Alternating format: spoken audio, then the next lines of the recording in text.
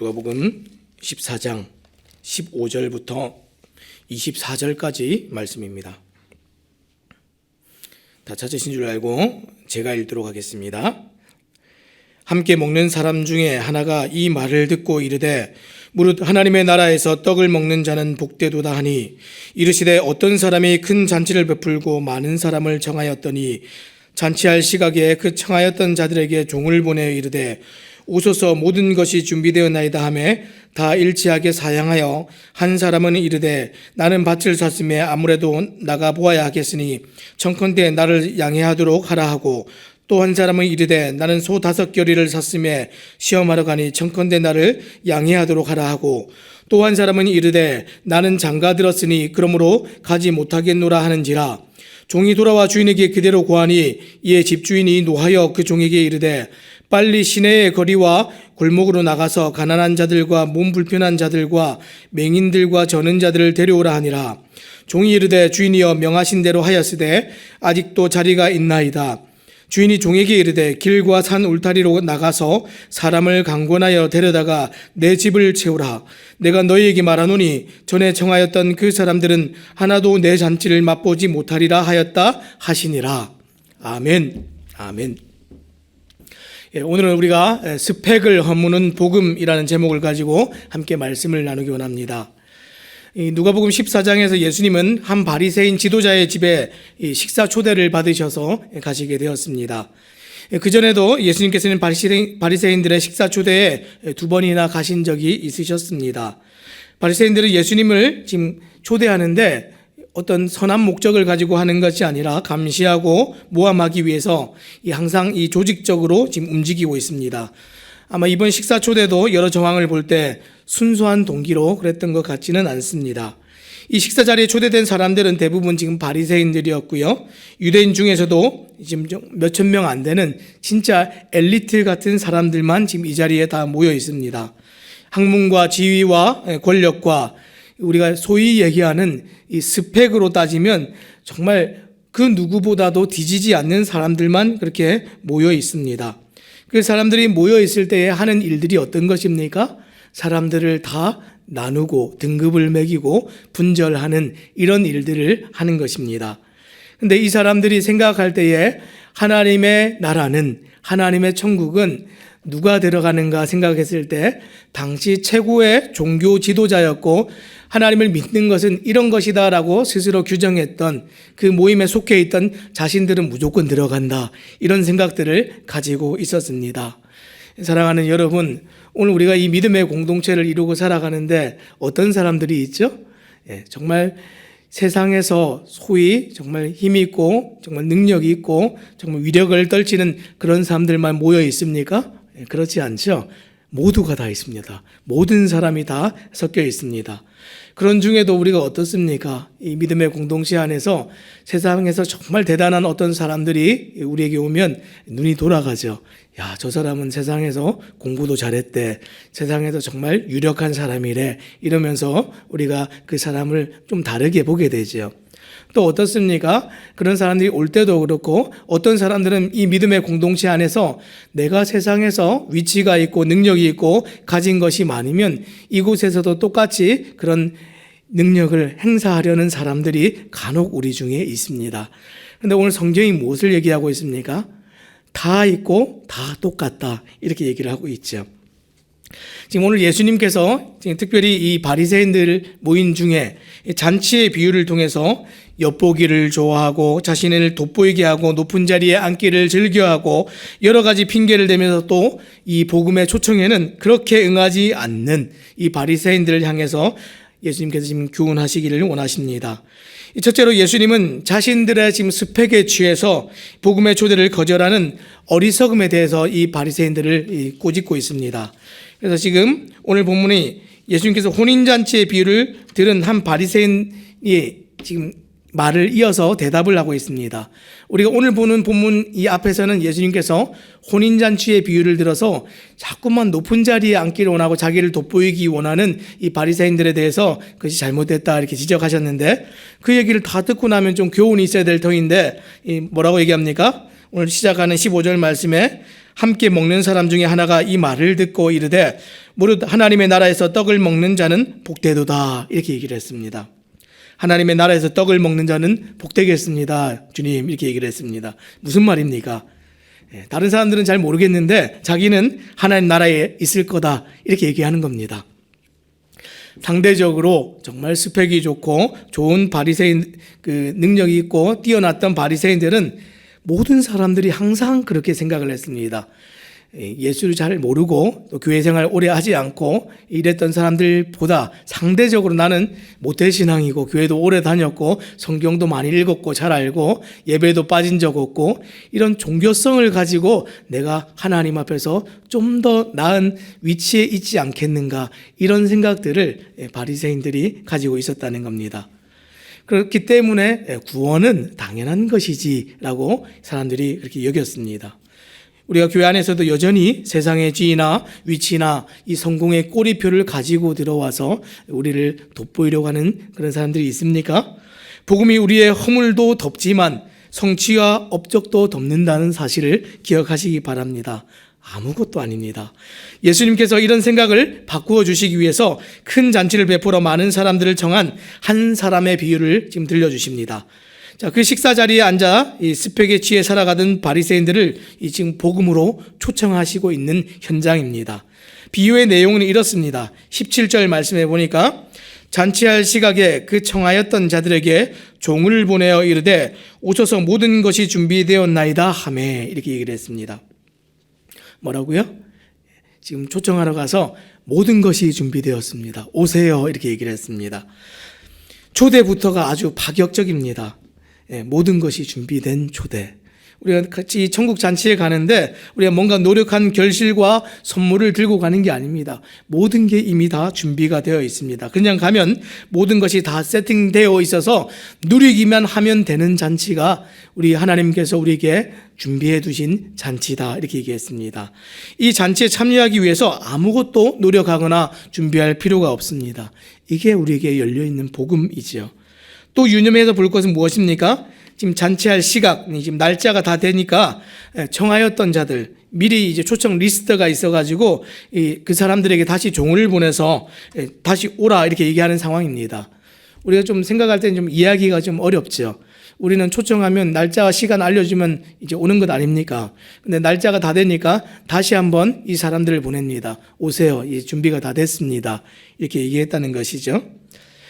우리가 이 유대인의 문화들을 좀 잘 이해할 필요가 있는데, 유대인의 잔치는 이 초대를 할 때 두 번을 초대를 합니다. 첫 번째는 올 수 있느냐 없느냐, 그것을 가부를 물어보기 위해서 첫 번째 초대를 합니다. 그러고 나서 두 번째 초대는 어떻게 합니까? 내가 가겠다 그러면 그 가겠다 한 사람들을 위해서 이 모든 준비를 다 세팅을 합니다. 그런 다음에 이 약속된 사람만이 이 실제 잔치에 참여할 수 있도록 두 번째 준비가 됐으니 이제 오세요 하는 초대를 두 번째로 하게 됩니다. 이 오겠다고 약속한 이 사람들을 위해서 모든 것이 다 이렇게 준비가 되어 있는데, 첫 번째 초대에 응해놓고 이 두 번째 초대에 안 온다 그러면 이것은 엄청난 무례입니다. 오겠다 그래놓고 이 사람 자기들을 위해서 다 준비를 해놨는데 안 오겠다는 겁니다. 근데 이 지금 약속한 손님들이 지금 어떻게 했습니까? 안 오겠다고 하면서 당일날 펑크를 냈습니다. 근데 이 초청을 받고 나서 약속을 깨버린 손님들의 변명이 정말 기가 막힙니다. 18절부터 나오는 이야기들이 변명인데 뭐라고 얘기합니까? 18절입니다. 다 일치하게 사양하여 한 사람은 이르되 나는 밭을 샀음에 아무래도 나가보아야 하겠으니 청컨대 나를 양해하도록 하라 하고, 지금 뭐라고 얘기했습니까? 밭을 샀다, 이렇게 얘기했습니다. 그래서 밭의 상태가 어쩐지 내가 체크를 해야 되니까 진짜 가고 싶은데 내가 갈 수 없어, 이렇게 얘기를 했습니다. 이 밭이라는 것은 우리가 흔히 일을 얘기합니다. 비즈니스인데 흔히 이제 내가 먹고 사는 이 일을 하는 것 때문에 핑계를 대고 내가 교회 못 가겠어, 내가 정말 진짜 가고 싶은데 내가 좀 여력이 되고 나면 그때 가서 교회 좀 다니고 예수님 믿을게, 이렇게 얘기하는 사람들이라는 것이죠. 직장이 정말 바쁘고 사업이 정말 중요하고 그게 맞지요. 그런데 진짜 중요하고 이것이 좀 잘 되지 않으면 정말 먹고 사는 일에 문제가 생기는 것이 맞지만, 진짜 더 중요한 것은 영혼의 문제입니다. 오늘 이 일을 놓치면 먹고 사는 일에 문제가 생기겠지만 정말 오늘 이 복음의 초청을 거절하게 되면 영원히 문제가 생깁니다. 영원히 사는 일에 문제가 생긴다는 것입니다. 오늘 우리를 위해서 이렇게 준비하는 사람들이 왜 영혼을 위해서는 준비하지 않습니까? 우리가 얼마 전에도 보았죠. 내가 열심히 이 땅을 살아가는 것을 위해서 준비하지만 오늘 주님께서 내 영혼을 거두어 가시면 아무 소용이 없는 것이죠.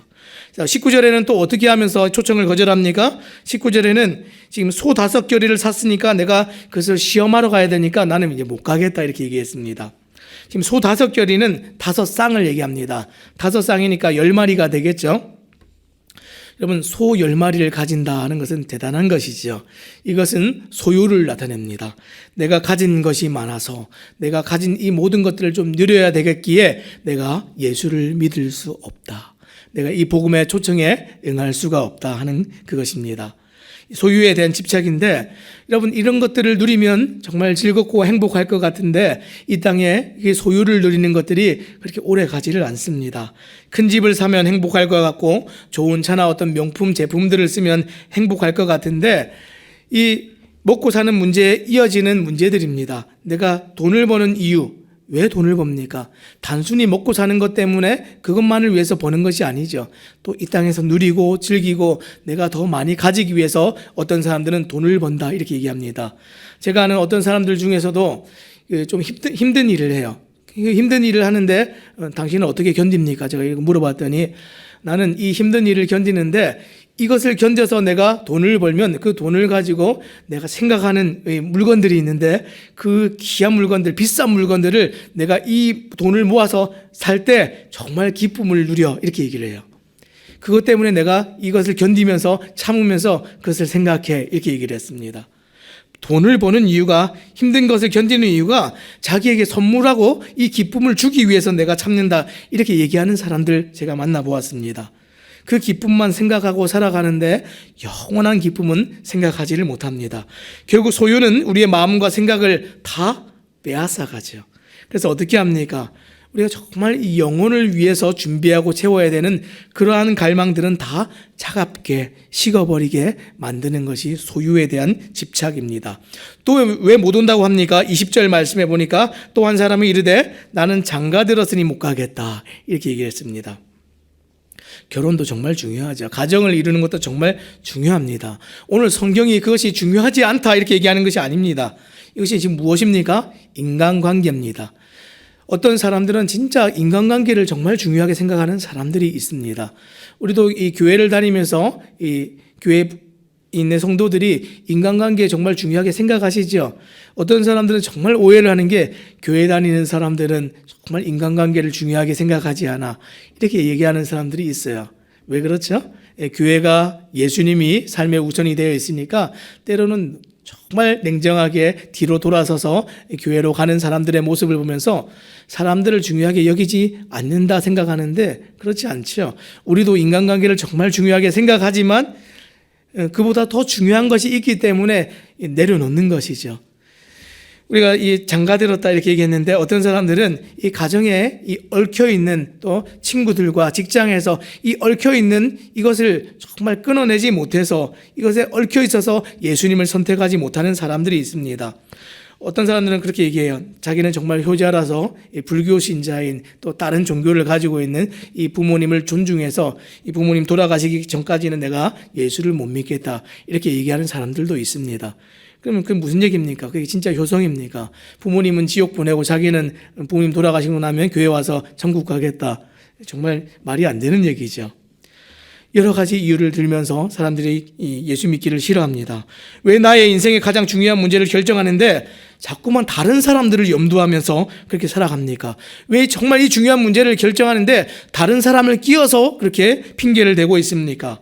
그 사람들이 정말 죽으러 가자 이렇게 얘기하면 죽으러 가지도 않을 거면서 정말 영원한 이 문제에 있어서 영원한 문제에서 우리가 죽음으로 가자 할 때는 정말 잘 따라갑니다. 정말 이해가 가지 않죠. 혼자 우리가 영혼의 문제를 직면하게 됩니다. 다른 사람들이 아무리 얘기해도 결국에는 이 영혼의 문제는 우리가 하나님 앞에서 개개인이 혼자서 직면을 해야 되는 문제이죠. 여러분 한번 생각해 보시기 바랍니다. 이 핑계들이 진짜 핑계가 됩니까? 핑계가 되지를 않죠. 다 지금 거짓말입니다.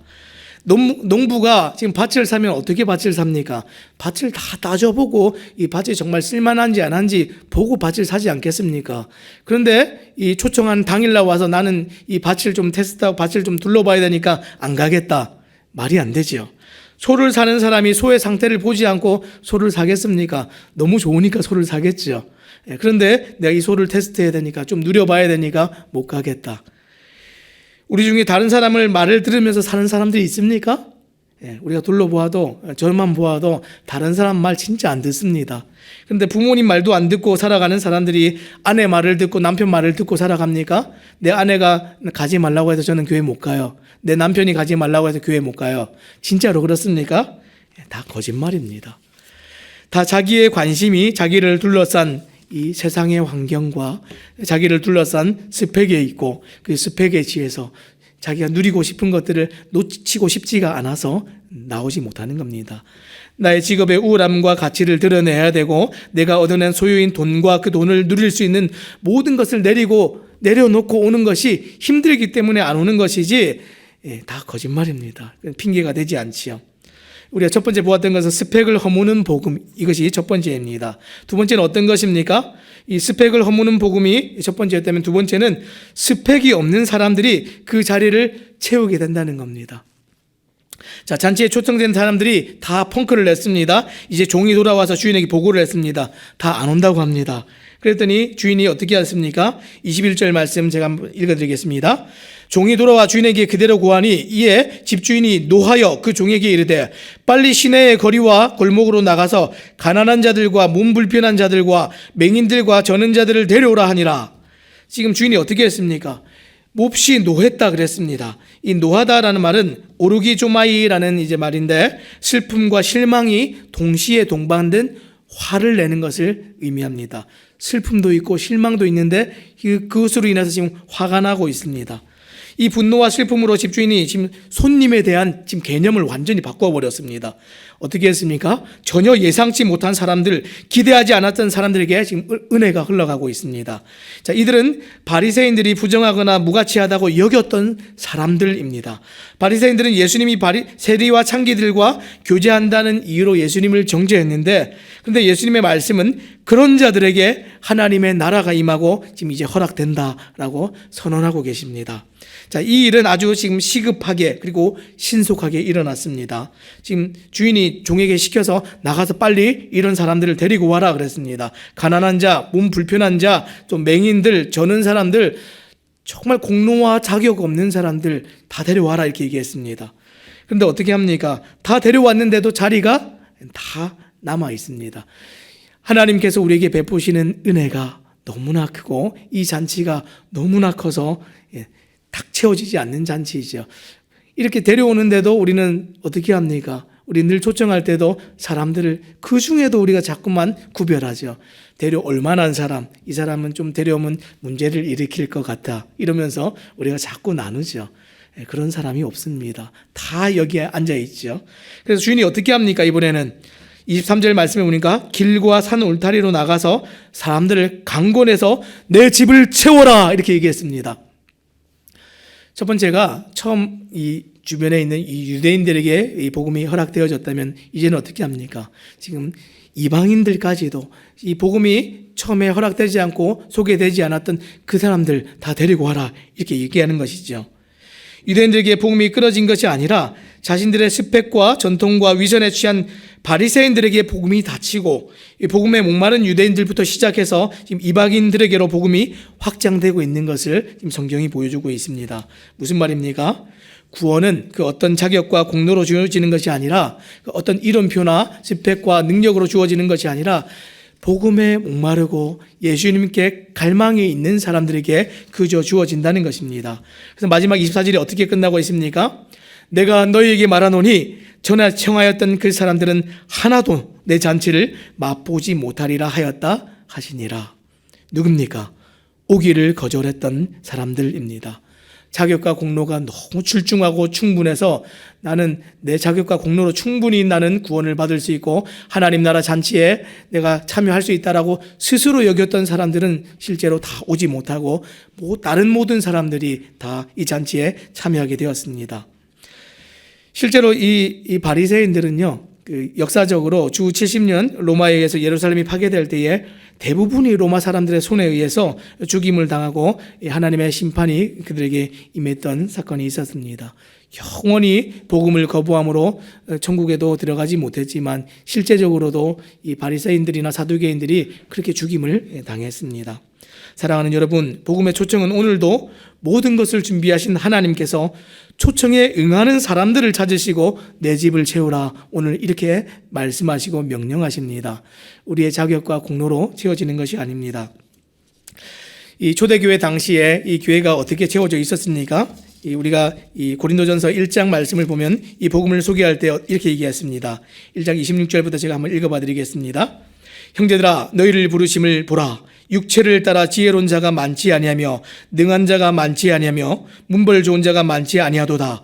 그러나 하나님께서 세상에 미련한 것들을 택하사 지혜 있는 자들을 부끄럽게 하려 하시고 세상에 약한 것들을 택하사 강한 것들을 부끄럽게 하려 하시며 하나님께서 세상에 천한 것들과 멸시받는 것들과 없는 것들을 택하사 있는 것들을 패하려 하시나니 이는 아무 육체도 하나님 앞에서 자랑하지 못하게 하려 하심이라.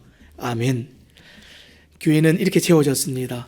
당시에 이 고린도 교회는, 고린도라는 도시는 정말 최고의 도시였습니다. 로마 최고의 도시였고 패션의 도시였고 많은 부자들이 그곳에 몰려 있었고 귀족들이 있었던 도시였는데 교회는 어떻게 모였습니까? 당시에 노예들과 가장 어려운 사람들이 교회의 구성원이었습니다. 가장 화려한 그 도시에서 가장 어려운 사람들로부터 시작해서 복음에 갈망이 있고 간절한 사람들이 사실은 교회의 구성원이 되었지요. 나중에는 이 교회가 다 여러 사람으로 채워졌지만 이 교회 안에는 모든 사람들이 복음에 갈망이 있는 사람들이 그렇게 모였습니다. 우리나라는 어떻습니까? 우리나라 초기 교회 시작이 되어질 때에 누가 예수를 믿었습니까? 정말 이 천대받던 이 상업하는 사람들, 이 장사하는 사람들, 백정들, 기생들, 이런 사람들부터 먼저 예수를 믿었습니다. 그들은 이 복음을 환대하면서 이 복음을 받아들였습니다. 양반들은 나중에 이 교회 안으로 들어왔죠. 나는 자격이 있다 여겼던 사람들은 정말 늦게 예수를 믿거나 영원히 예수를 믿는 그 선택을 하지 못해서 영원한 지옥으로 떨어지는 것이 우리가 보고 있는 이 교회의 역사들입니다. 사랑하는 여러분, 말씀을 맺겠습니다. 첫 번째, 스펙에 취해 복음의 초청을 거절한 사람들, 성경은 정말 미련하고 어리석은 사람들이다 우리에게 그렇게 가르쳐주고 있습니다. 두 번째, 어떤 사람들이 그러면 이 잔치에 초대가 되고 이 잔치를 누리게 됩니까? 잔치에 초대된 사람들은 스펙이 있는 사람들이 아니라 이 하나님의 이 복음의 초청에 간절하게 응했던 사람들이 이것을 누리게 됩니다. 오늘도 하나님께서는 우리에게 이 천국 잔치에 자리가 많이 남아있기 때문에 많은 사람들을 열심히 신속하게 초청해서 이 자리를 채우라 우리에게 그렇게 말씀을 하십니다. 누구든지 하나님께서 열어주신 잔치에 초청을 듣고 그 말씀을 믿고 나오기만 하면 하나님께서 이것을 누릴 수 있도록 허락하신다 이렇게 말씀하셨습니다. 오늘 내 주변에 모든 사람들을 강권해서 그 천국의 잔치와 그 기쁨을 함께 누릴 수 있도록 또 강권하시고 초청하시고 또 전도하심으로 살아가는 또 우리 모든 성도님들 되시기를 우리 주님의 이름으로 부탁드립니다. 기도하겠습니다.